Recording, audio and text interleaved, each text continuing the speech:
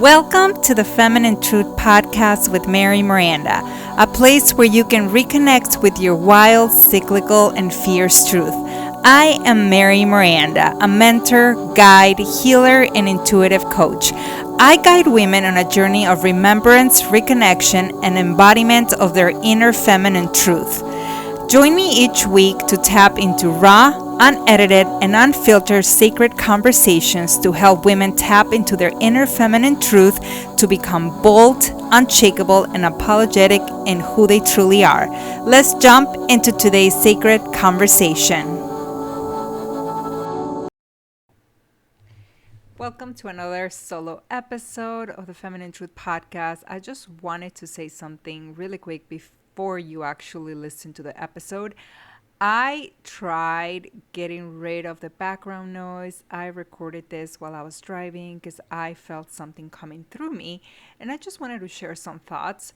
So please disregard the background noise. I try so hard to clean it up and make the audio like smoother, but I don't know, it just feels a little annoying to me. It's driving me crazy, but I still wanted to put this episode out there because I really liked what I channeled through and what I said. So hopefully you get to enjoy it, and I am going to try my hardest because every time I drive, I get the biggest downloads and I just want to share things. And obviously, you're driving and it's so hard to do it. But I'm trying to find some microphone or something with noise reduction. So we're working on that. In the meantime, enjoy the episode. Welcome to another episode of the Feminine Truth Podcast with your host, Miranda. This is another solo episode where I just want to channel what's coming through me right now. And if you are currently going through a hard time, a life transition, or if it seems like you're always in the thick of things, you're always struggling, you're always getting into situations that are so hard and you don't understand why your life is not like a soft life, and you're always going through things. And maybe like you have a few days out of the month where you feel like a badass, you feel so energetic, and then the rest of the month you are going through something, you're struggling with something. I just want to tell you that you're not alone. And part of my path has been being able to accept that I am here to fulfill my soul mission on earth.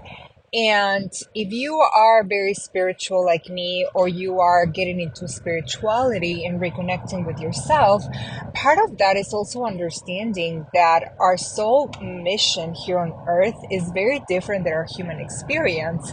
And a lot of times things don't make sense, but when you think about it from the perspective that our soul reincarnated on earth and in our bodies to fulfill some type of karmic debt or some type of lesson, then things shift within you. Your perspective shifts within you, and you have a different intention whenever you're going through a hard time, a struggle.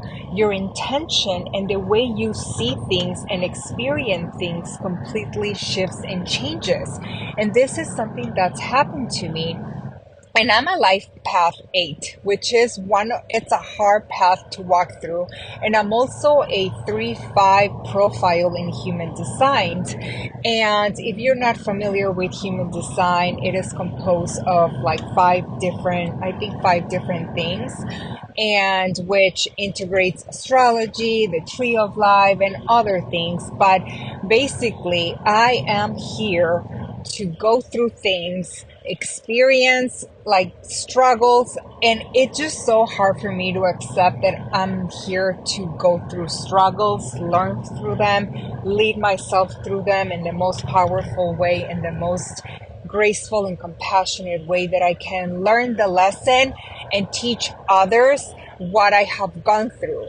And when I tapped into that and I understood that I had this mission, that whenever I was going through something, and then I knew that at the end of that lesson or that journey, I was gonna come out wiser, I was gonna come out with this huge learning lesson that I can help others with, it completely changed my life and the way that I was moving through situations that were very painful and hurtful, and sometimes that I didn't deserve or that I didn't understand why I was even going through them.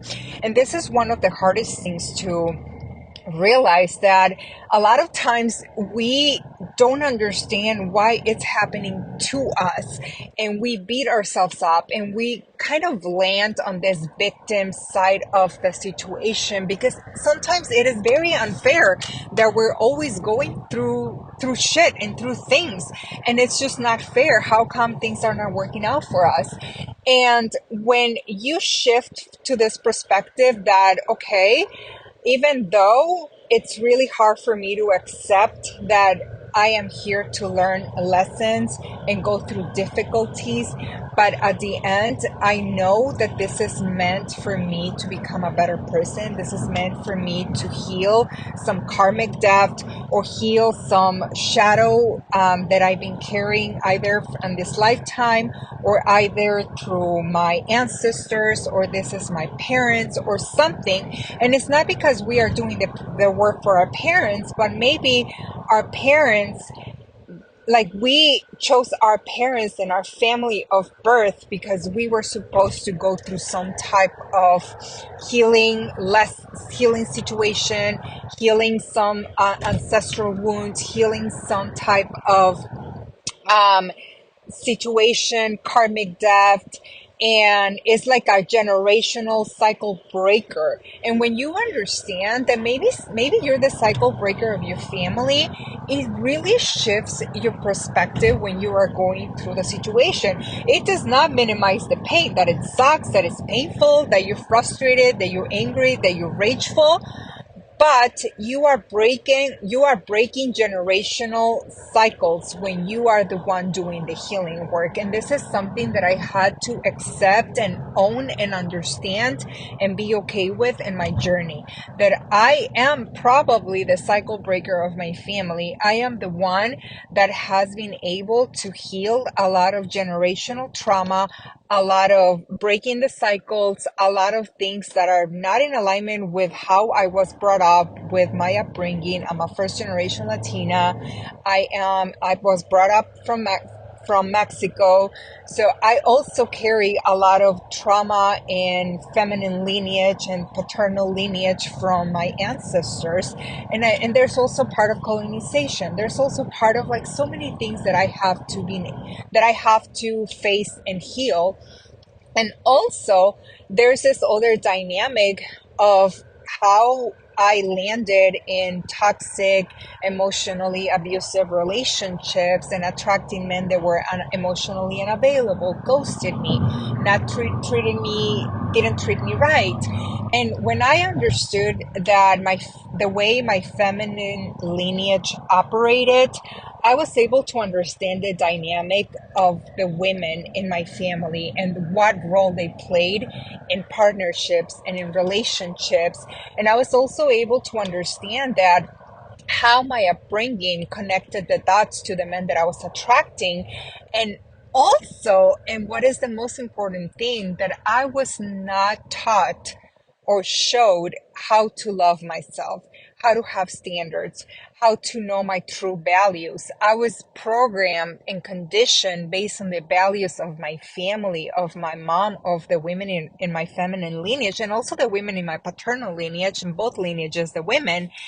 And their way, I never saw anyone truly love themselves. I never saw anyone put themselves first. I never saw anyone that was very empowered. I never saw women that were owning who they are, their truth, that stood up for themselves. I never really saw that. My mom is a very strong woman, and I truly admire her now, and I understand why she was the way she was, and also my grandma and everything. And I am so thankful that they are part of my lineage and I came from them. But at the same time, part of my journey has been to heal the feminine wounding, the sister wounding, the mother wounding, the wounding with two of my grandmas, especially my paternal grandma, and being able to redefine what a woman is for me, for myself, and my own identity. So that's what I'm trying to say. I was able to finally get and understand and be rooted in my true identity of who Mary Miranda is. Because I was always basing who I was in what I grew up with, my conditioning, my programming, the good girl, the Catholic. And I still have trauma from my religion. I still have SA trauma that I need to heal from. So there's still things that I'm still working on in order to own my sexuality and my sensuality and tap into that part of myself, because there's still a lot of shame, and everything is tied down to Catholicism and the trauma that comes with it, and being shamed and pleasure and so many other things. So I'm still on that journey. But when you understand where you are also coming from, and that you are probably the cycle breaker of your family or the black sheep of the family, and that maybe you are given all these lessons and all these situations because you are the one that has the power to change the course of your lineage, and you are the future ancestor of the future generations that come from you or that stem from your family, like your immediate family, your sisters. I don't have children. I'm child free by choice. And this is one of the things that I struggle the most, because I did not want to bring a child into this world because of how I grew up, because what I'm still healing from my own parents. And I made the decision that I did not want to have the responsibility of bringing up a child into the way the world is today. And I cannot bear a child healing from me as a parent. And I am doing the inner work. I own everything. I take full responsibility and accountability whenever I still have patterns to work through. I still have things that I'm not proud of, and I'm still healing things. But I cannot bear the thought of a child having to heal from me as a parent. So I made the conscious decision, and it's also not something that I ever wanted. I've never dreamed of being a mother. I've never seen myself pregnant. Like I've never even thought of me wanting children. So it's never been a part of me. But society conditioned me that because I'm a woman, and the way that I was brought up, also my culture and society together and religion, made me believe that I was here to be a wife and a mother. And I know I am not. I'm divorced now. So I know that being a wife was not aligned with me, especially within that marriage that I had. Maybe one day I will find someone that I'm in alignment with and that I can be okay with the word marriage. But right now, I'm not in alignment with the institution of marriage at this point. I'm child free by choice. I'm single by choice. I'm owning who I am. And I have to be okay that I'm the disruptor of my feminine lineage, and what it means to be a woman in my upbringing, in my society, in my culture, and be seen as weird, as an outcast, as why don't you have children? Why don't you want to get married? And be judged and criticized. It's also part of this path, part of this journey. And as hard as it seems sometimes to handle criticism and judgment, I was able to stop caring what people thought of me. And I was brought up in a small town in Mexico where everybody knew each other, everybody had nicknames for each other, and your reputation can be so ruined. Just think about that Netflix show, The Bridgerton. It was basically a very similar upbringing that I had. And when I know that I'm okay with people judging and criticizing me and creating a version of me in their heads of who they think I am, I have to be okay with that, because not everybody's gonna like me. Not everybody's gonna like you. We are not here to be liked by everyone, but the people that resonate with us are going to truly be in our lives, and the ones that don't, we should not care what they think, because we are not here on this path to please those people. We are not here to seek their validation and approval. We are here trying to fulfill our soul mission. And our soul mission, as hard as sometimes can seem, it is meant for us to learn, to grow, evolve, and to be our best versions. And like I said, if you are like me, that it always seems like you are in the midst of it, you're always in this hard situation, when you look at it from this perspective, that maybe you are the one, the disruptor of your family. Maybe you are the one that's changing the lineage of your family. You are creating a new paradigm for the future, for your future generations. So you are the role model, or I guess the ancestor that maybe your nieces or your daughters are gonna look up to, and your nephews and your sons if you have children. For me, it's I have four little girls and I have two little boys that are looking up to me one day. I am their auntie. So I do have a duty as an auntie to be the best role model that I can within the boundaries that also my brother and my sister and my ex-sister-in-law can allow me to, because I am not going to sit here and instill beliefs and all of that into my nieces and my nephew. No, I'm just here living my life. I'm here to be my best version, and I'm here to break the cycles, and I'm here to be a different type of woman than what I was brought up with, and the feminine lineage and my paternal lineage. And I am proud of that. And if one day my nieces want to connect with my content, my podcast, and they can learn from it, then I would be so happy. But it's never going to be me going to them and teaching them on all these things without, because I also have to respect the boundaries of my brother and my sister, because they have different belief systems that I do.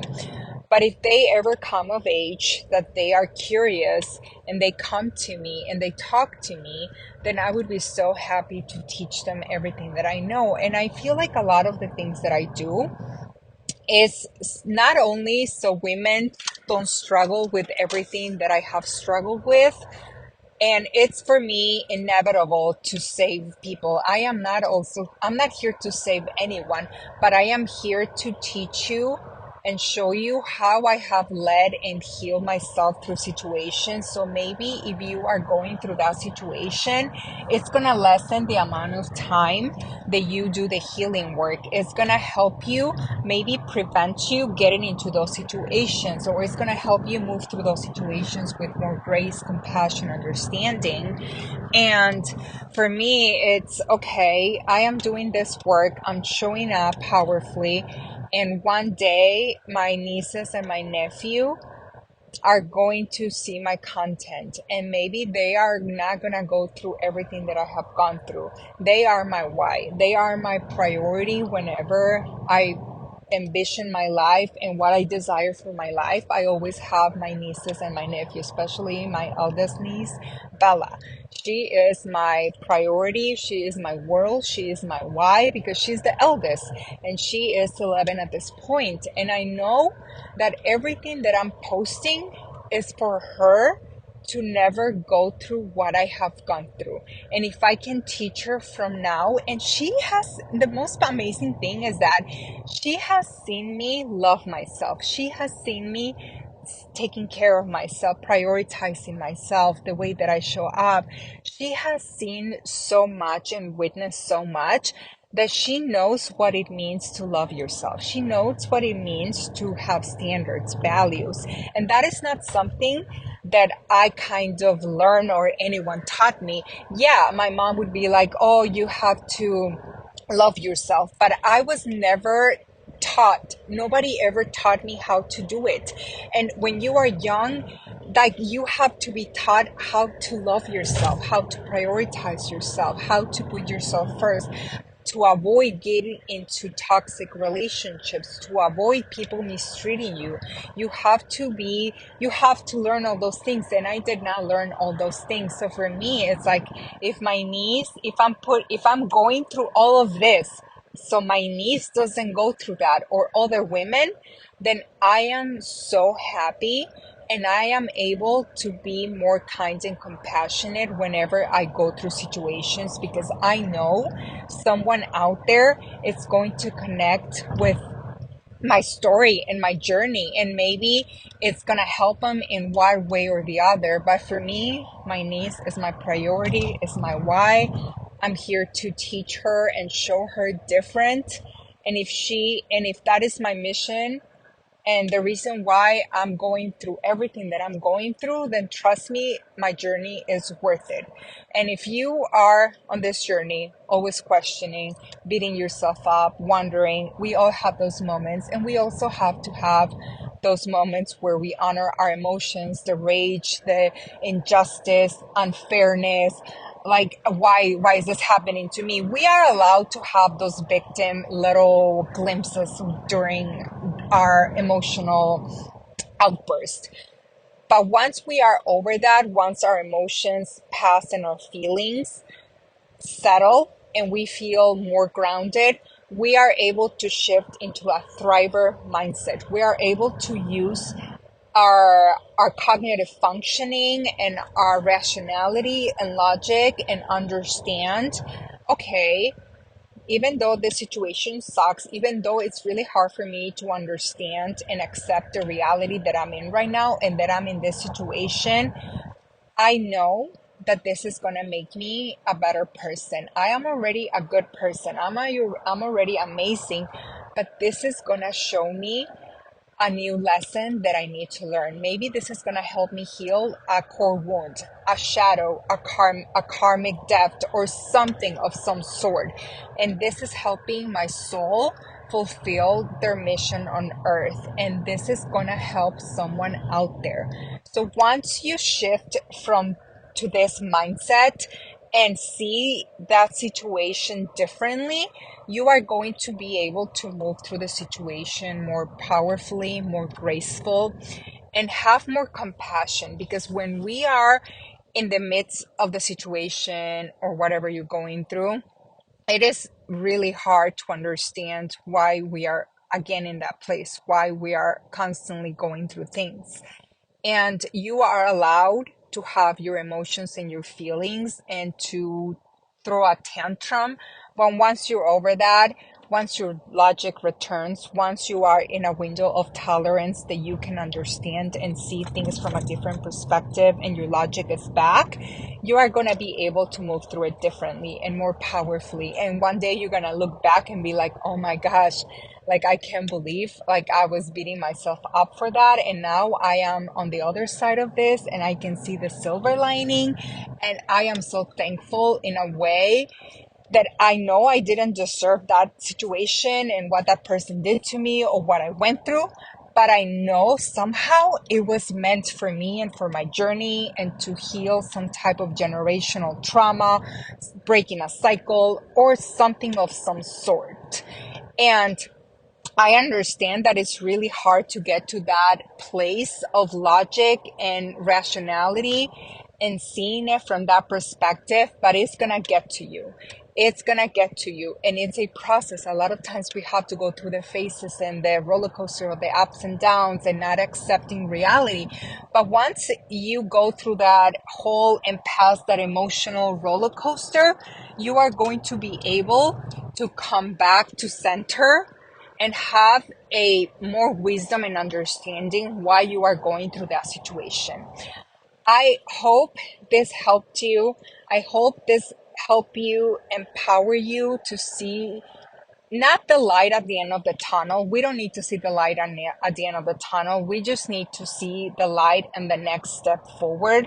And sometimes you just need to see the next step forward and move the needle just a little bit, just like a few angles. You don't even have to move the needle 90 degrees, 180 degrees. Maybe it's just 10 degrees.